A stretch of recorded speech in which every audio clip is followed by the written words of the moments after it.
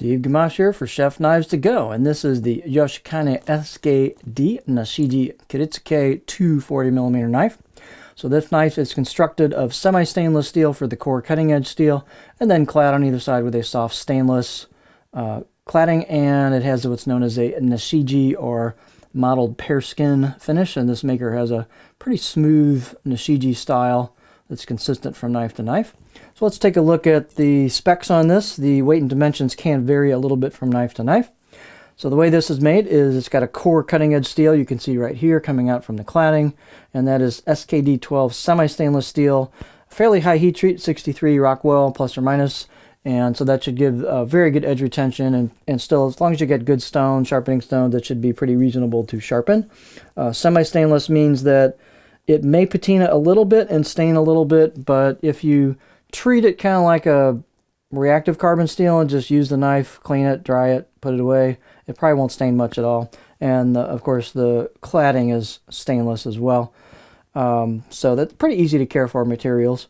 The weight on this one is 233 grams or 8.2 ounces. This knife is big and it's got some heft to it. The edge length is 243 millimeters or 9.6 inches from tip to the back of the heel. And the overall length with this handle is 403 millimeters or about 16 inches. I measured the spine in 3 places because these have a nice distal taper to them where the spine thins out as you go down the blade. In the back I got about 3.9 millimeters, so it's fairly thick coming out of the handle, the tang. Then halfway down I got about 2.3, so it thins out nicely, and then towards the right where the turn is in that corner for that reverse sword tip you've got about 2 millimeters, and then the grind on these is pretty generous. You can see exactly where that starts from the blade flats down to the edge, and so these have a nice thin tip on them. I've got 3 of these in for this batch, and all 3 are, come on camera, all 3 are nice and thin at the tip and also quite thin at the edge. That's thin, folks. So this thing's going to fly through product. The other 2 knives are equally well designed.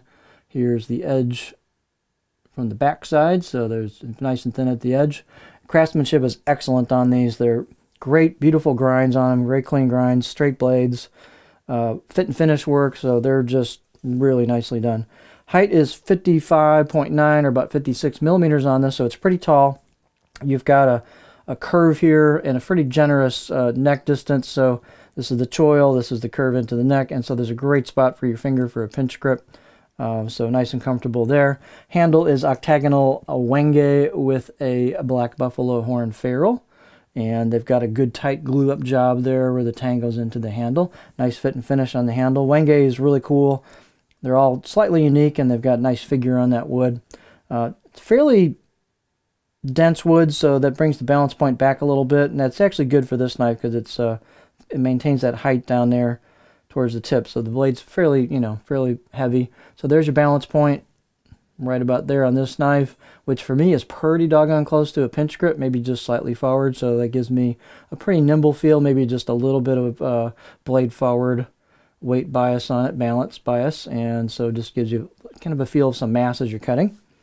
These, as you might guess, are pretty stiff blades as well. Out of the box edge, I'll give 7/8 out of 10. Very, very sharp out of the box edges on these things. And there's your Nashiji or pear skin finish.